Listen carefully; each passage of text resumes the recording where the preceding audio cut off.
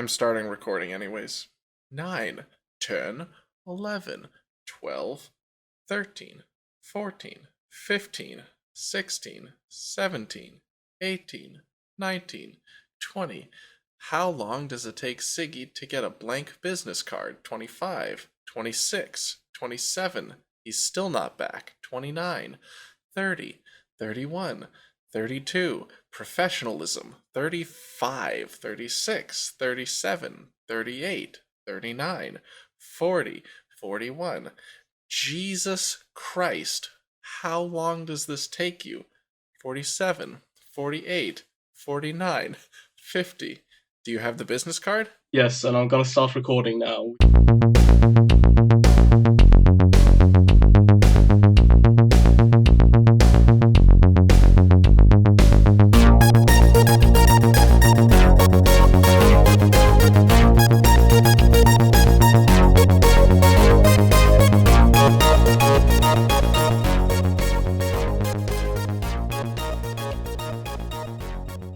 Hello and welcome back to the Laboratory Maniacs. I'm Dan, that's Siggy, I don't know which camera's facing me, but whatever. Siggy's next to me, sort of. And as usual, there is a new set that's come out that prints new magic cards. And whenever new cards are printed, we come up with a set review for them. So Siggy and I are going to be taking a look at the cards from the newest release, Unstable. Please keep in mind we'll be looking at these cards from a competitive EDH standpoint. So while many cards may be splashy and fun for Battlecruiser EDH, which is built around, those big fancy spells that you don't really have time for in 60-card constructed formats, we're going to be looking at these cards much more from the perspective of a legacy or a vintage player in terms of power level, mana cost, and how those all work together. So Siggy, are you ready for this? Sure, let's do it. All right. So we're going to be working in basic color order, going down alphabetically through the card image gallery that Wizards presents us with.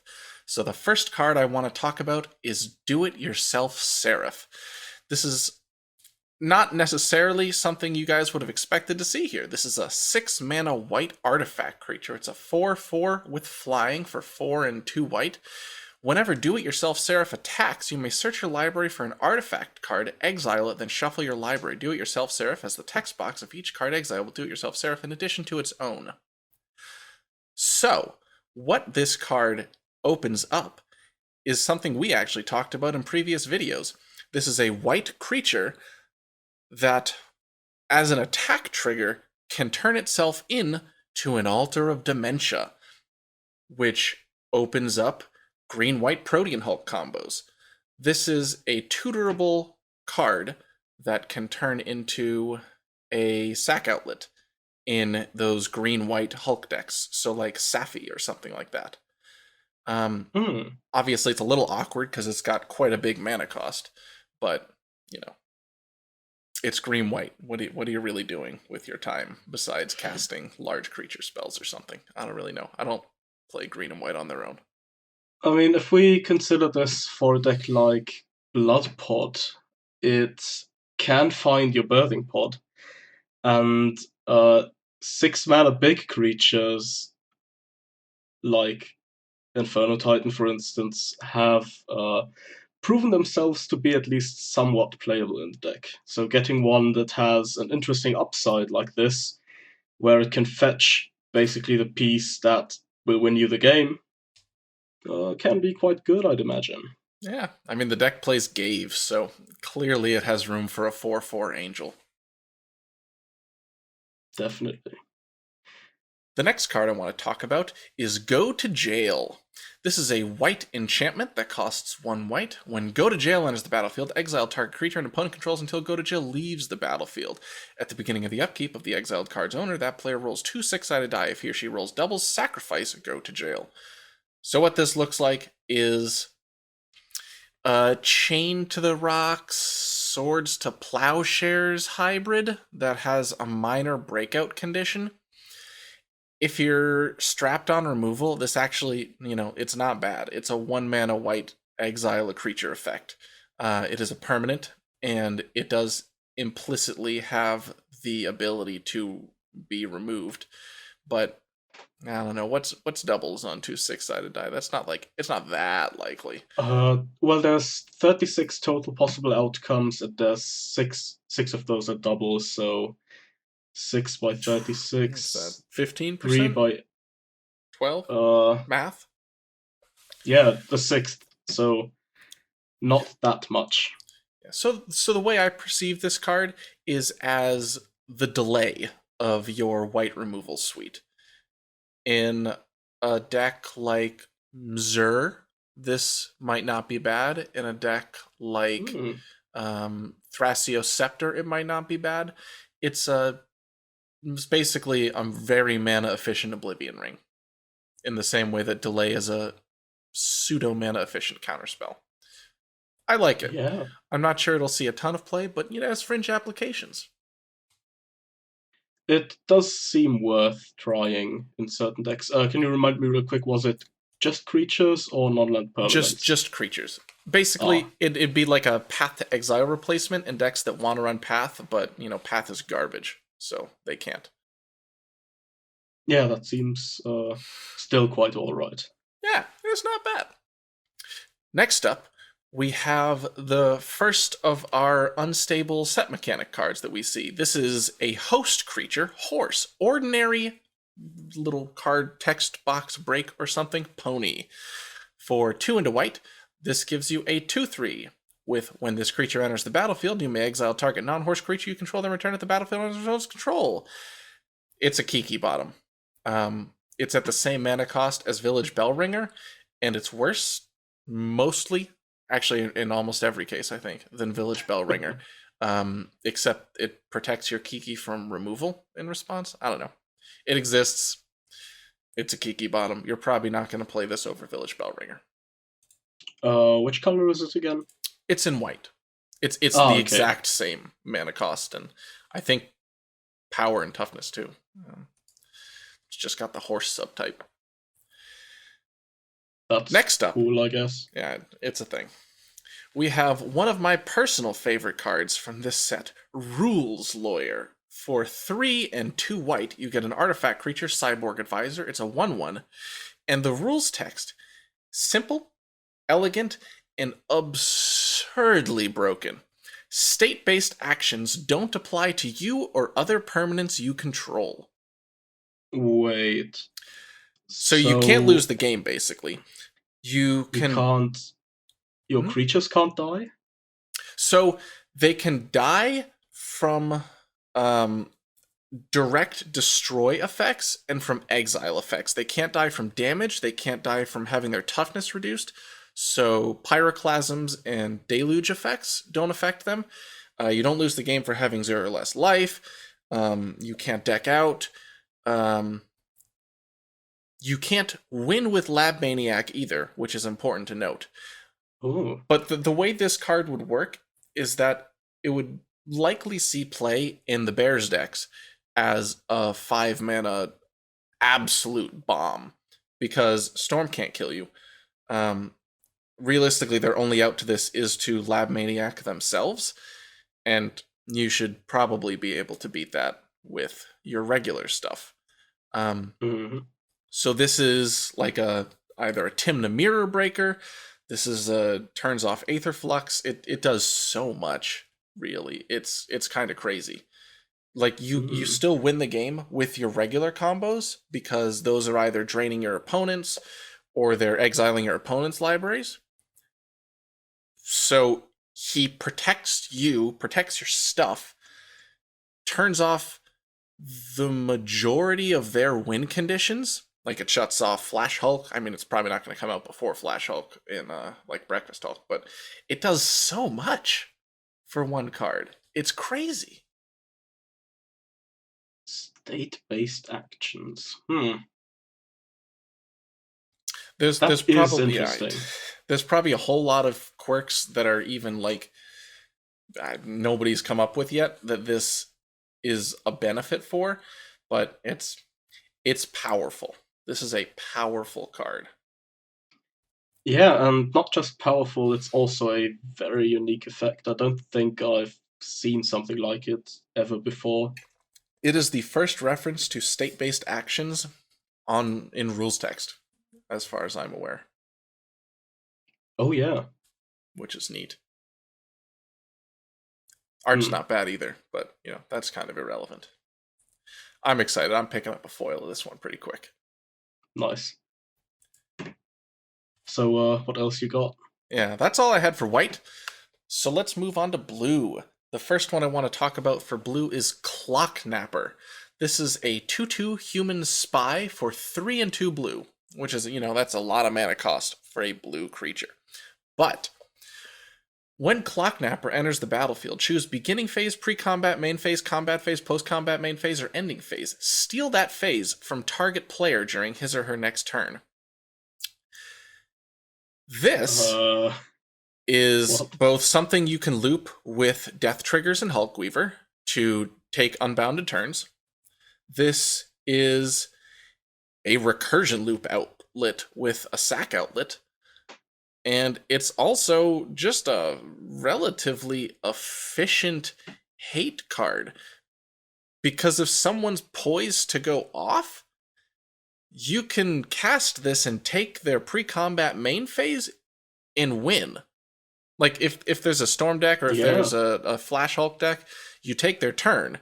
And I don't know if you guys have like mind slavered people in competitive EDH, but most win cons are things that can kill everyone but the player you choose. Now normally people choose themselves to not kill, but they don't have to if they're not in control. You can make a giant walking ballista and shoot down owner of Clocknapper's 2 opponents plus the person Clocknapper's controlling, leaving Clocknapper's owner as the winner. You can do the same thing with Wait, Aetherflux Reservoir. You can just pay a whole bunch of life into it and shoot themselves. I'm actually wondering here, by stealing a phase, do they mean that you control the player during that phase, or that you just play the phase as if it were your turn, so to say? So it says that phase occurs as though it's your turn instead, but I don't. This is obviously quite complicated. If it occurred as though it's your turn, that seems to me to imply that it would be under your control, they would be the active player. But it is possible that with another reading it could mean that you are the active player and it's your phase? I'm not really sure. So if you get to take your I opponent's phase, then it's powerful. If it's your own phase, it's a little, well, it still works as loop outlets and stuff, but it doesn't have as much non-loop outlet potential. That's probably something that we would have to check with Mark Rosewater about, given that he is the ultimate authority. yeah, I suppose we'll find out when the official like rules document is released that they do for every set release. Yeah, most definitely. It's a card to keep an eye on. Next card I want to talk about is pretty fun. Cards recently referred to as hacks have gotten a little bit better due to Momir Vig and the Hackball Heritage deck that people have been brewing up. I don't remember who it is. I'm sorry. You can be offended. I don't care. There's a hack in this set that is potentially good in real decks called More or Less. So this is an instant. It costs 1 blue. The text on More or Less is add or subtract 1, the number 1, or 1, the word 1, from a number or number word on target spell or permanent until end of turn. This has a lot of interesting Uh, applications. You can target Necropotence, which would then read pay 0 life. Do the ooh, Necropotence thing. You could reduce the life payment on other various cards like Razaketh or similar. there's honestly there's probably just a whole lot of things that I can't even begin to think of right now. But the big one that jumped out at me was Necropotence goes from pay a life, draw a card to just draw a card. So this is the Angel's Grace to your Necropotence. You could reduce the amount of creatures you have to discard from Survival of the Fittest. Ooh, that's big. You want another one? Sure. Teferis becomes a -0. Damn. Ooh. It actually probably breaks open some other planeswalkers. Tezzeret would be able to... Actually, no, I don't think X is counted for the purposes of this. So you wouldn't be able to... No, never mind. Actually, I don't know. I mean, you could make Jace the Mind Sculptor's Brainstorm be a +1 if that's what you're into. That'd be pretty strong. Yeah, I think they're... Obviously, hacks are a little janky, and this is a little janky. But I think there's definitely some slots where it might be functional, like Teferi, or like in Zur for Necropotence. Things like that would be would be neat to explore, basically. Yeah, absolutely. I like the design of that card a lot, and I feel like there might even be some yet unexplored combos there. Oh, most definitely. I mean, if you could even do stuff like using it on Baral to make your instants and sorceries cost 2 less instead. Or draw 2 cards. Yeah. Discard 1. Yeah, there's a lot. It's pretty cool. I like it. I wonder if you could modify Rashmi's instance of first to... I don't know. Let's move on. The next card I want to talk about is my actual favorite card in this set. I have already brewed a deck for it that boasts a 100% turn 1 kill rate. I am, of course, talking about Spike, Tournament Grinder. This is the third in the series of the... What do you call that? A hyper cycle? A mega cycle? A Tengentopa cycle? A cycle of cards across sets, across decades? This is, for those of you that are not aware, the third psychographic card. Psychographics are something that Maro came up with to describe ways in which players enjoy Magic. These are Timmy and Tammy? Johnny and... I don't honestly remember the alternate female name for Johnny, and then Spike being gender neutral. They introduced female equivalents to the first two recently. I honestly, I don't remember which Johnny's is, though, because I'm not as familiar with those. Either way, Spike actually features the female Spike on here with dope hair and a t-shirt that I kind of want. But that's not important. The important part is Spike's actual text.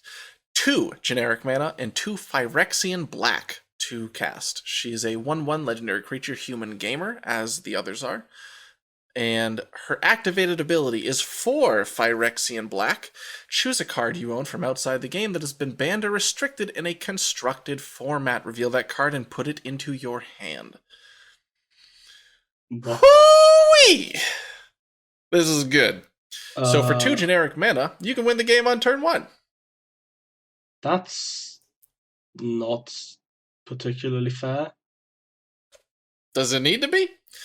Obviously, this card deserves a power level ban in EDH because it has the ability to 100% of the time kill you on turn 1 with strong standard deviation for that number. Because all you need is a soul land or a land and any 1 to 2 mana ramp. like from 1 to 2 mana ramp sources. The most mana efficient combo you can do is to grab Black Lotus, Tinker, and Time Vault to take unbounded turns, win with Spike beats. And if your powering out Spike card happen to be a mana crypt, you can also grab Mox Sapphire and Chain of Vapor to prevent yourself from dying to crypt flips. And you just beat people to death with a spunky 1/1.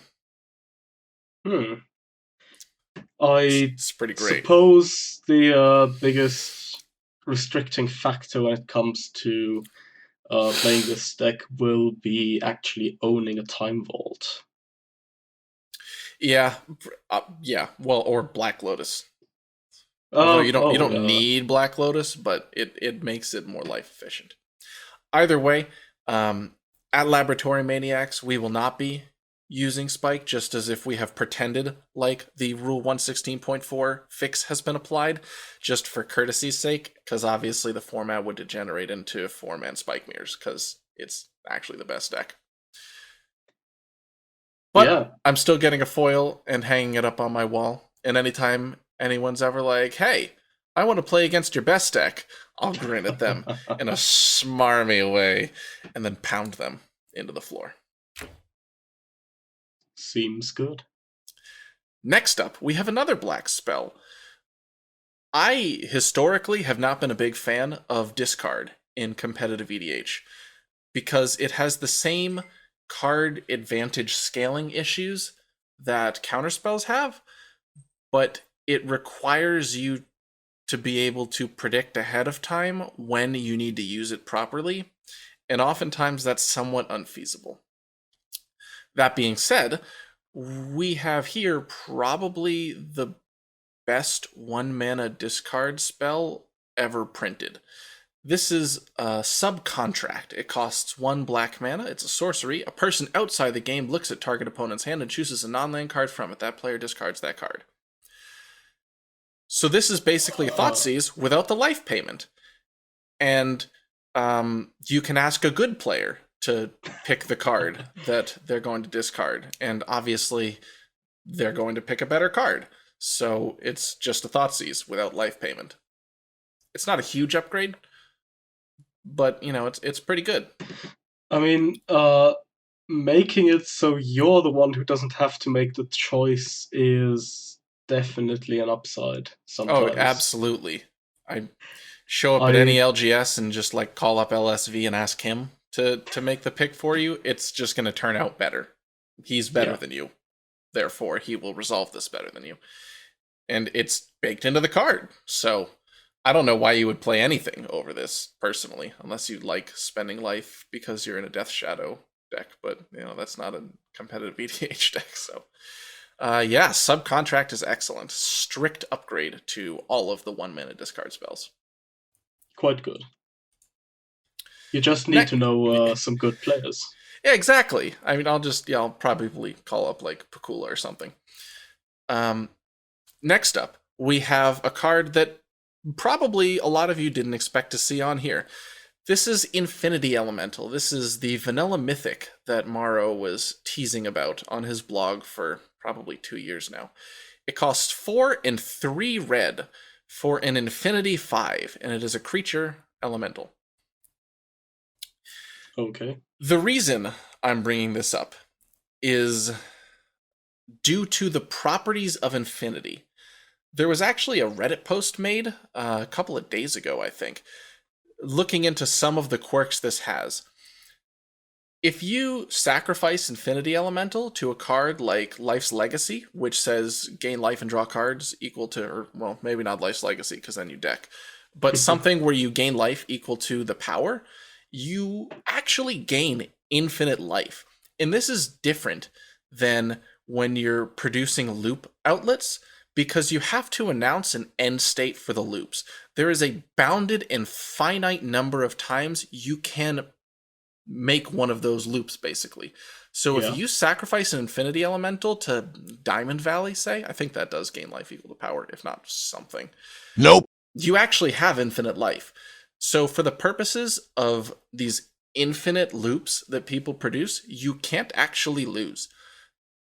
Because Oh they yeah. have to announce an end state for their loop. And infinity minus some very large number is still infinity due to the properties of mathematics.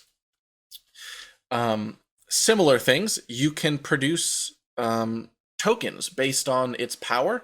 Then you have infinite tokens, which is very different. Because you can block as many as you want, sack as many as you want. You'll still have infinite tokens.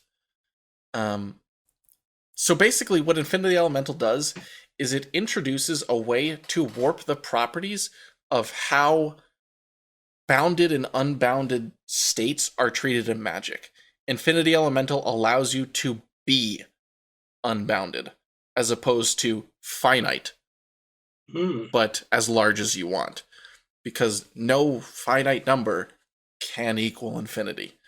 So I'm sure there's going to be some ways of exploiting this in current deck building. I don't know offhand what they are yet. I'd have to think a lot more about that. But it is now an option to be able to circumvent finitely bounded loops. Finitely bounded, unbounded loops, I should specify. It's very complicated. Yeah. I mean, I like it a lot.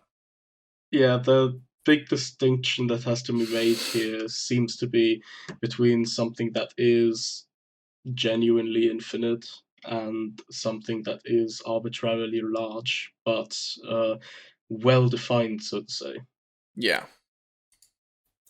Anyways, that was the last and the only red card I wanted to talk about. Let's move on to some cooler colors. Another one of my favorite cards in the set. Not my favorite. Obviously, that belongs to Spike. This is a fascinating card that I think is probably one of the better additions that blue-white X stacks decks have gotten in a long time. And I'm referring to the Grand Calculatron. Calcutron?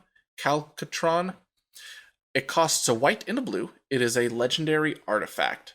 When the Grand Calcutron enters the battlefield, each player's hand becomes a program being defined as an ordered row of revealed cards. So when it enters the battlefield, everyone reveals their hands, and they are fixed in that order.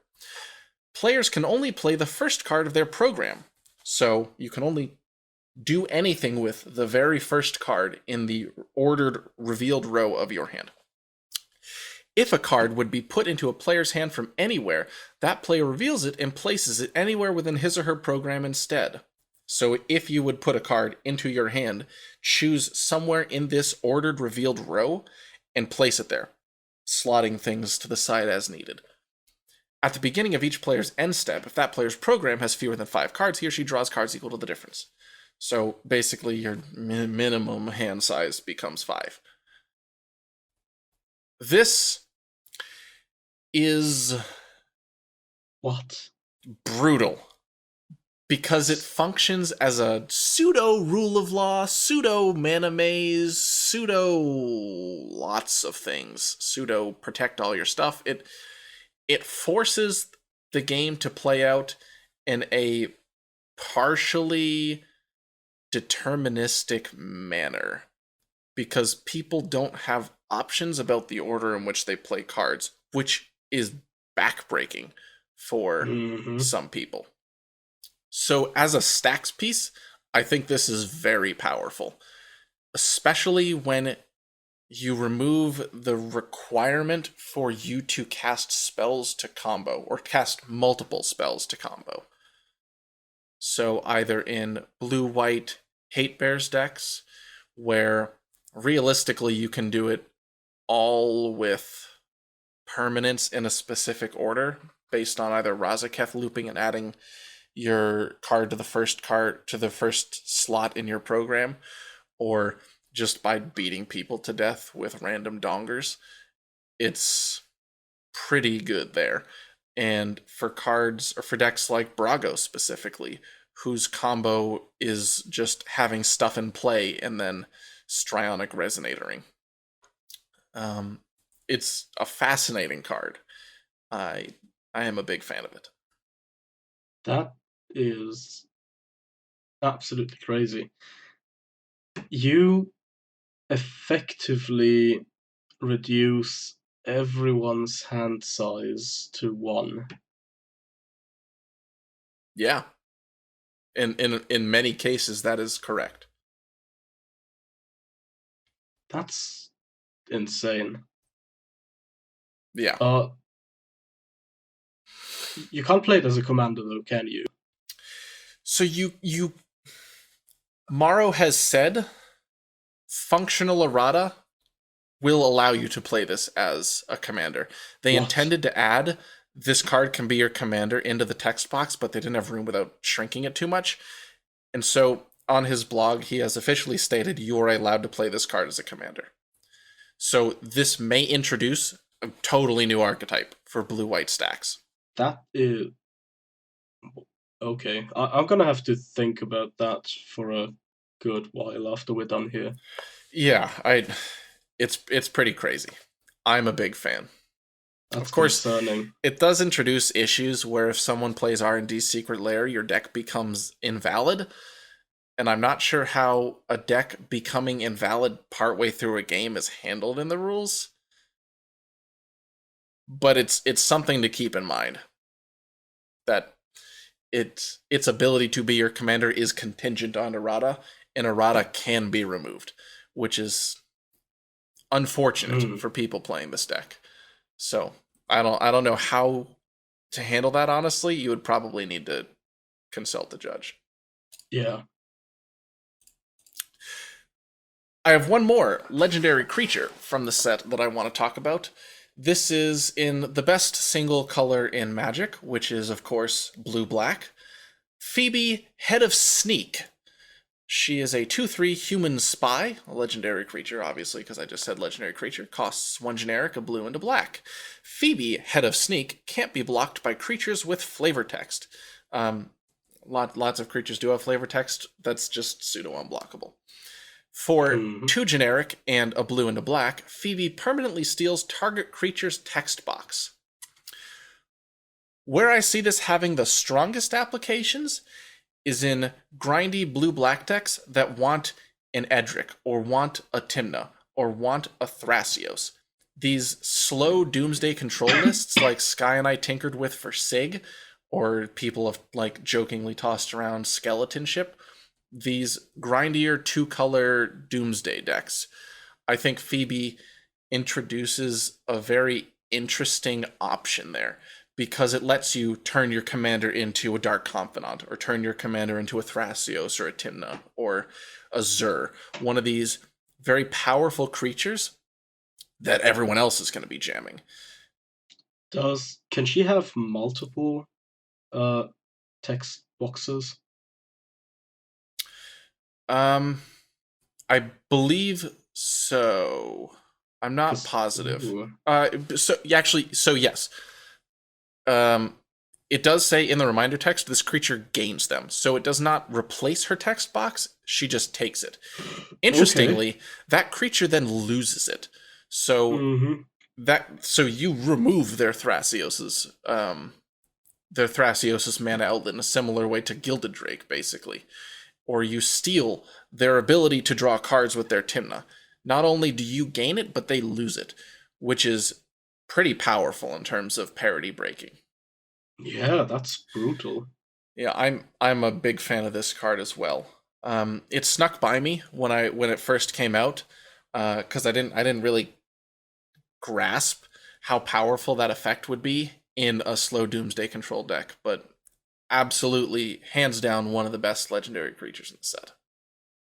I mean, that is sick. There's so many decks that rely on specific creature abilities like Lab Maniac, Thrasios, Tymna, what else is the Tasiga, Rush Yeah, Me, Boral.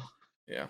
And this becomes a recursive Gilded Drake in the command zone,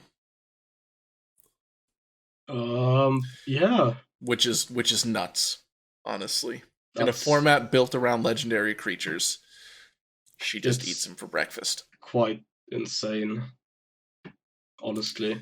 Yeah.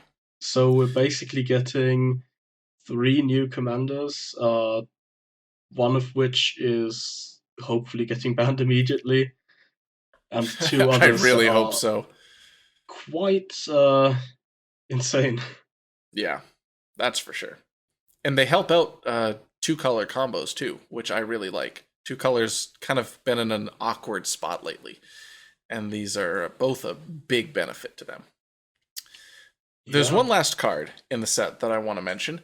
This is Water Market. Water Market is the latest installment in the Soul Lands arena, which is a land that produces 2 generic mana when tapped.